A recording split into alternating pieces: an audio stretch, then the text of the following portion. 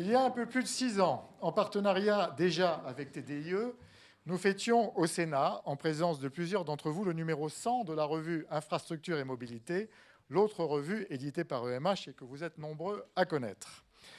Avec le même partenaire fidèle, nous fêtons aujourd'hui le numéro 500 de la revue Transport et, en trichant à peine, le 60e anniversaire de cette revue, puisqu'elle a été créée en 1956 par la famille de ma consoeur Anne-Marie Epstein, que plusieurs d'entre vous connaissent, une retraitée heureuse qui nous a fait l'amitié d'être présente aujourd'hui. Bonjour Anne-Marie. EMH a repris Transport il y a 5 ans.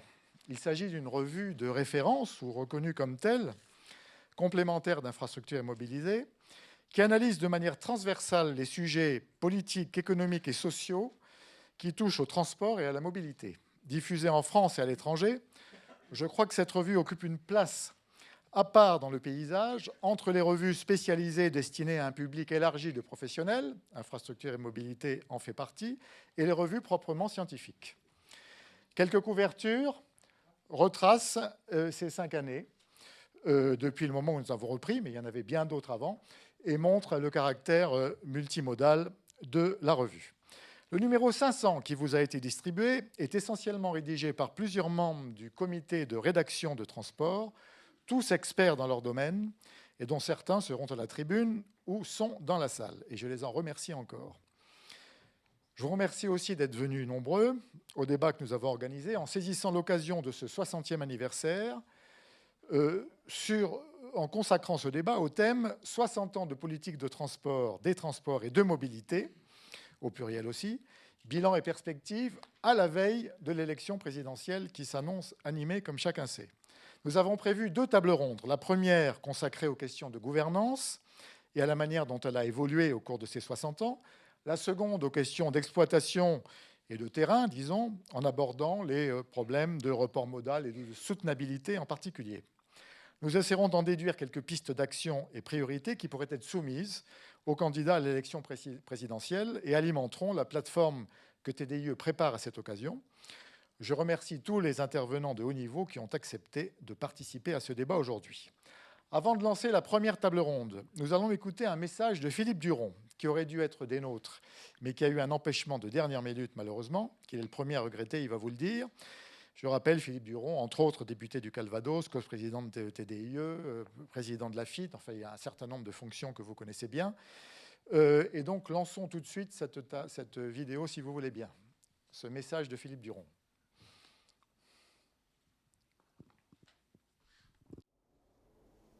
Chers amis, bonsoir. J'aurais aimé être des vôtres pour un événement important comme le 500e anniversaire de la revue Transport. C'est un événement important parce que cette revue est née en 1956, au moment où émergeait une nouvelle construction interétatique, l'Europe, et également elle a produit depuis sa création 500 numéros. 500 numéros, c'est considérable. Ce numéro anniversaire est un numéro important. Il est important parce qu'il révèle bien les grandes tendances des transports. Les tendances de long terme, tout d'abord, avec bien évidemment des événements qui sont institutionnels. La Constitution européenne, ça joue un rôle important sur les transports, pas dans ses débuts, mais à partir du milieu des années 80. Eh bien, l'Europe a pris un certain nombre de décisions, a produit un certain nombre de références, de livres blancs, qui font qu'aujourd'hui, une partie de nos politiques de transport est influencée par la transposition des directives européennes. La décentralisation aussi joue un rôle considérable. L'État a transféré à des autorités organisatrices, qu'il s'agisse des régions, des départements, des agglomérations, le soin d'être maître d'ouvrage des transports, d'organiser les services de transport, de faire en sorte qu'ils se rapprochent de l'usager, qu'ils trouvent là une nouvelle légitimité et une plus grande efficacité.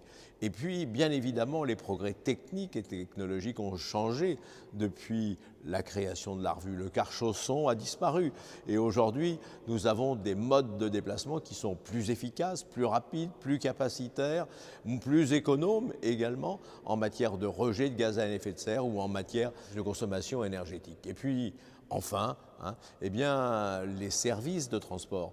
ont profondément évolué depuis une soixantaine d'années. Cela, c'est le long terme. Sur le court terme, la revue est aussi tout à fait intéressante parce qu'elle montre que l'irruption du numérique, la digitalisation de l'information et son irruption dans les transports a profondément modifié l'organisation et les représentations que nous avons des transports. Nous ne sommes plus dans un raisonnement par mode de transport, nous sommes dans un raisonnement plurimodal, transmodal. On prend les problèmes de bout en bout, hein. Et bien évidemment, cela amène aussi à de nouvelles formes d'organisation des professionnels du transport.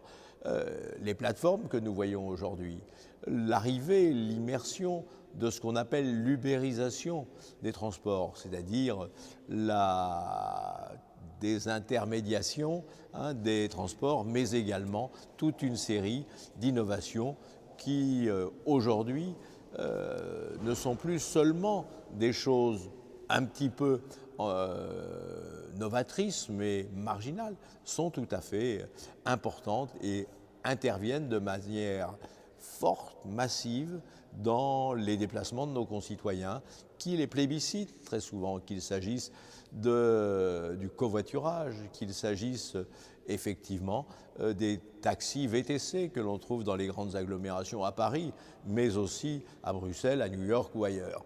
Cela, c'est une mutation profonde et cela nous interroge, bien évidemment, sur la place des pouvoirs publics, la place de l'État, la place des collectivités dans ce monde en constante transformation. Cela nous interroge sur ce qu'en vont devenir les transports publics. Le transport public est-il demain encore uniquement un transport collectif ou peut-il prendre d'autres formes? C'est cela un peu le sujet des débats que vous allez avoir ce soir, que je vous souhaite tout à fait passionnant, intéressant, et puis je souhaite longue vie à la revue Transport. Rendez-vous au 1000e numéro.